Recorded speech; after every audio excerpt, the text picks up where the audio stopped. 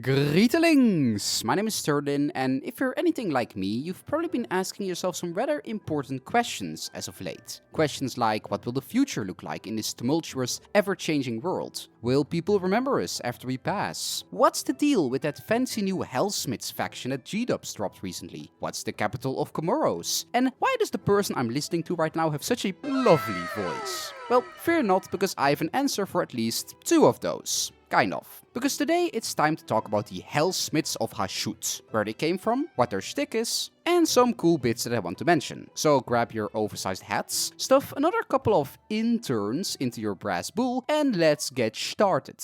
So let's start at the beginning, the Age of Chaos. While the entire universe was getting its business kicked in, the Dwarfs of Kamon didn't fare much better. They held out longer than most human kingdoms, thanks to their natural stubbornness and innate resistance to magic, but even they could only endure so much against the endless, tireless hordes of chaos. Perhaps the more reasonable amongst them decided to say bugger this and retreated into their floating sky fortresses, where they would eventually become the Caradron. But many others simply locked their gates and hoped the issue would go away if they ignored it for long enough. Now, Dwarven fortresses are fairly self-sufficient, but after uncountable years, even they began running into trouble. Even the deepest, most mind-dwelling dwarfs kept some farms and resources on the surface. And while they could last a long time without them, the situation was starting to look increasingly dire. The surface was a complete no-go, and the deepest halls weren't much better, with a delectable cocktail of Skaven, goblins and even more demons, making life particularly unpleasant. Just when things were at their bleakest, however,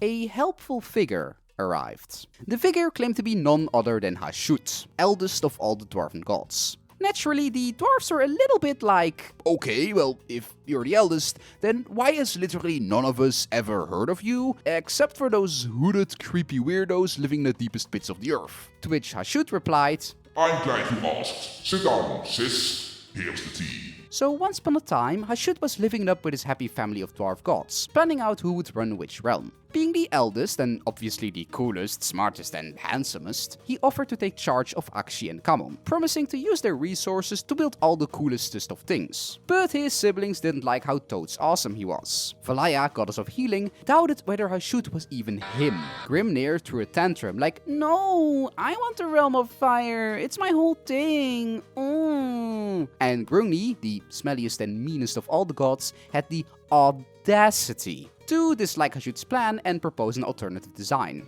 Everyone else respectfully agreed with Grungni, because apparently being wrong was the family hobby that day. What an absolute shitter. So instead of all the shiny realms, they settled Hashut with Gur, which was the stinkiest of the realms. A complete insult, but Hashut, being the good big brother, swallowed his pride and got to work. He built cities, factories, roads, powered his inventions with the souls of dead beasts, and even brewed some really nice beer. But, wouldn't you know, of course his siblings had complaints. They got jealous, told him to stop with the whole soul power technology thing, and because Hashut was, once again, the absolute coolest big bro, he actually listened. Until the great betrayal, Takdugi. Grungni, stupid, evil Grungni, had the Gromril balls to call Hashut's creations, and I quote, a bit cringe. After everything Hashut had done, this was the thanks he got. Naturally, Hashut was forced,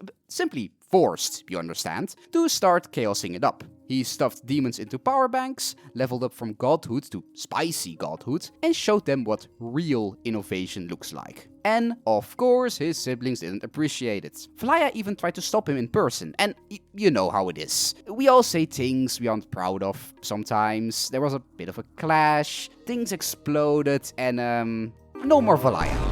It happens. And afterwards, Grungni, the weenie little bitch baby he was, panicked. He tore down every mention of Hashut, erased him from history, and made sure all of dwarfkind forgot about their big brother. Simply because he was so scared of his big brother returning one day. So, following this colossal trauma dump, the dwarven clans collectively agreed and went all, yeah, that seems about right.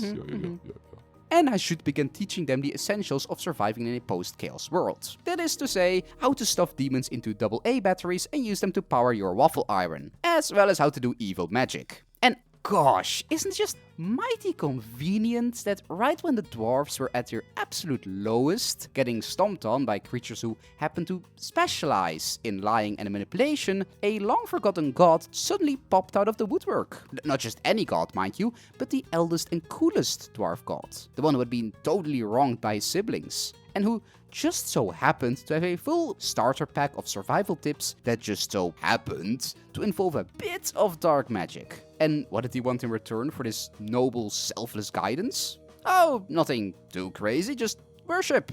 And pain. Lots and lots of pain.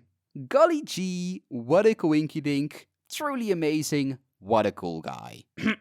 Under Hashut's oh-so-helpful tutelage, these clans and cities slowly adapted to their hostile environment by becoming just as stone-cold and hostile themselves. Typical notions of generosity were stamped out, replaced by a new, ever-present code of existence, the wage of toil. From the very moment of birth, you were already in debt to those above you. Everything came at a cost. A meal, a tool, a favor, a tug job behind the furnace, a bed to sleep in. And payment could be in goods, in labor, or in stranger, more esoteric currencies, but nothing was ever free, and every debt would be collected upon. Meanwhile, old dwarven traditions, like respect for craftsmanship, were twisted beyond recognition. What good was delicate stonework when demons came knocking at your gates? Why waste centuries carefully shaping a single masterpiece when you could churn out a dozen tools of war on an assembly line? Why cling to old rituals of artistry when you could forge the essence of actual demons themselves into your technology? The hammer, sacred symbol of hated Grungni, was dragged down from reverence and turned into a mark of filth, a tool of the lowest,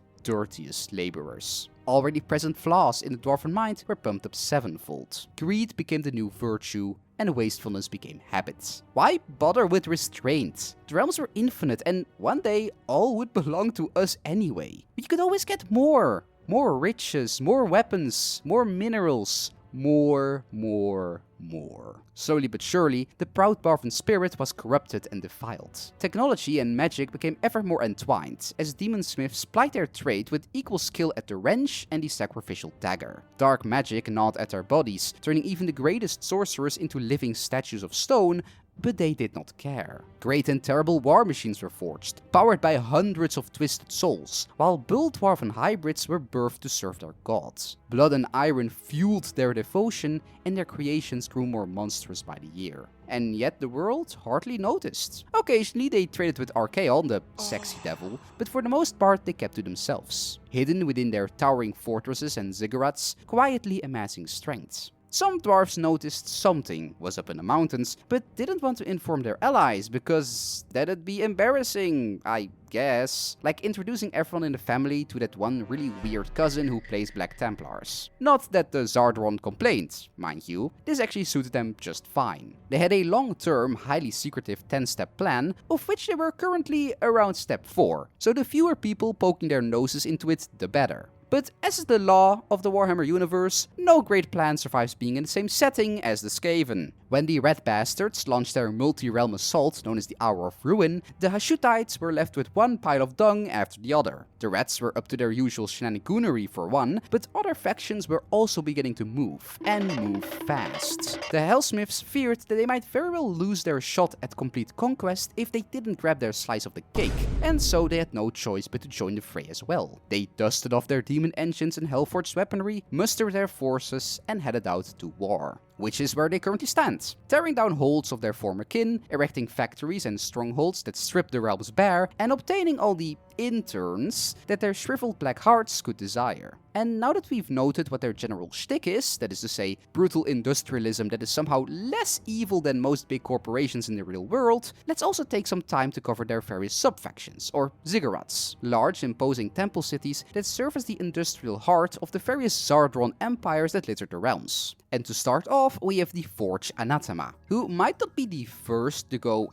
#Team Hashut, but are by far the richest and most powerful. They flaunt their wealth to a level that even other Zardron might might find a bit distasteful, and are currently ran by Uraktar, who claims to be the first demonsmith and Hashut's personal BFF. I just like to imagine that they have like a locket and friendship bracelets. Their wealth is so great, they even have colonies and outposts across the realms, which means that if you run into any Zardron, chances are it's gonna be these malign midgets. Next up, we have Urzorn, who distinguish themselves by being the biggest suck-ups to Hashut that ever sucked. They proudly call themselves Hashut's personal crib, and make sure there's always a nice breakfast waiting for him with fresh orange juice, peeled apple slices, and maybe even a foot massage if his holiness demands it. For which they are rewarded by having the Zardron ladies give more agonizing lethal birds to bull centaurs than any of the other holds. How benevolent of his mightiness. Numero 3 is Zarvixa, a subfaction thought up after a sneaky GW writer spent a particularly traumatic weekend playing Dredge. Based in Shyish, their operations revolve around a massive mobile drill rig that doubles as a mothership for a small navy of warships. Their main claim to fame being the know-how to grind entire afterlives into fossil fuels. That's right,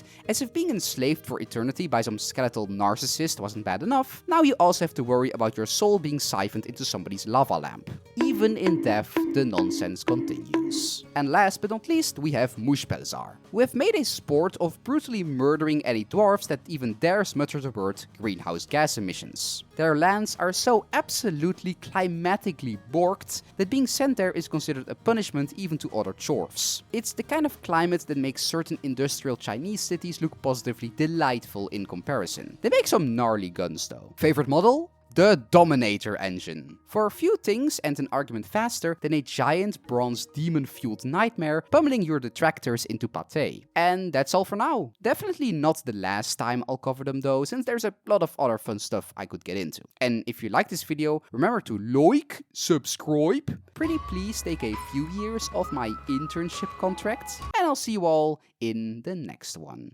Bye bye! Also, it's Maroni.